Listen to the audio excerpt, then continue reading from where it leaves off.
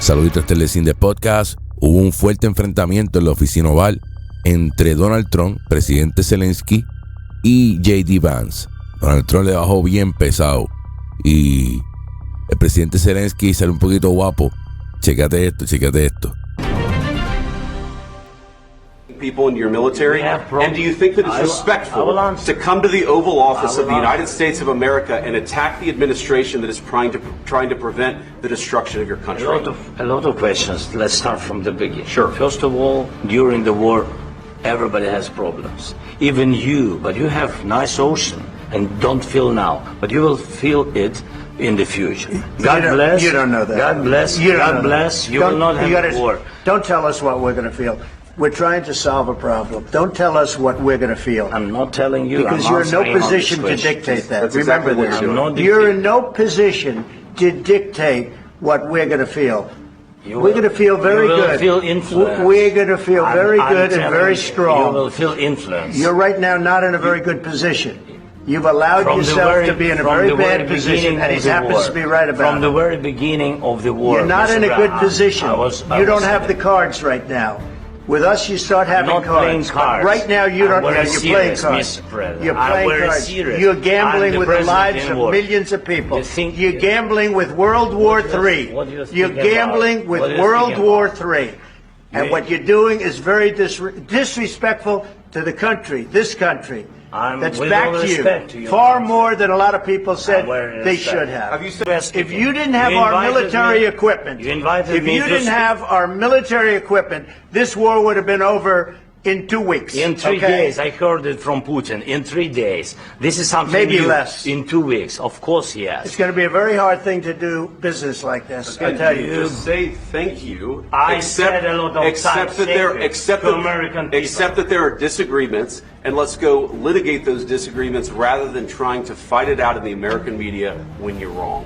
We know that you're wrong. But you see, I think it's good for the American people to see what's going on. I understand, sir. I think it's very important. That's why I kept this going so long. You have to be thankful. You don't have the cards. You're buried there.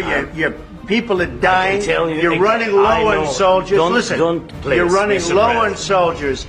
It would be a damn good thing. And then you tell us, I don't want a ceasefire. I don't want a ceasefire. I want to go and I want this. Look. If you could get a ceasefire right now, I tell you, you take it so the bullets stop flying and your men stop getting killed. Of course, we want to stop the war. But you're saying you don't want a ceasefire. But I said to you, I want a ceasefire. With guarantees. Because you'll get a ceasefire faster than an agreement. Ask our people about ceasefire, what they think. That wasn't with me. For you that wasn't with me. That was with a guy named Biden, who was not a smart person. That was with Obama. It was your president. Excuse me. That was with Obama, who gave you sheets, and I gave you javelins. Yes. I gave you the javelins to take out all those tanks. Obama gave you sheets. In fact, the statement is Obama gave sheets and Trump gave javelins. You got to be more thankful, because let me tell you, you don't have the cards. With us, you have the cards. But without us, you don't have any cards.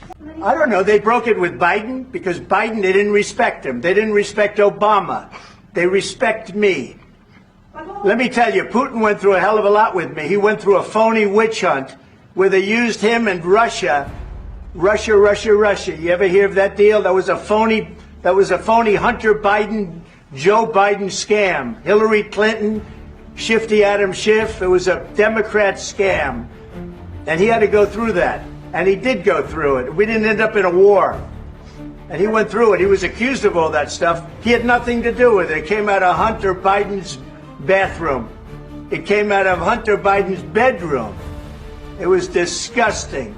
And then they said, the laptop from hell was made by Russia. The 51 agents. The whole thing was a scam. And he had to put up with that. He was being accused of all that stuff. All I can say is this.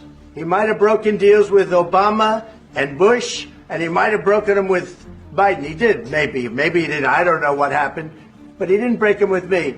He wants to make a deal. I don't know if you can make a deal. The problem is, I've empowered you to be a tough guy. And I don't think you'd be a tough guy without the United States. And your people are very brave. But you're either going to make a deal or we're out. And if we're out, you'll fight it out. I don't think it's going to be pretty, but you'll fight it out. But you don't have the cards. But once we sign that deal, you're in a much better position. But you're not acting at all thankful. And that's not a nice thing. I'll be honest, that's not a nice thing. All right, I think we've seen enough. What do you think? Huh? This is going to be great television, I will say that.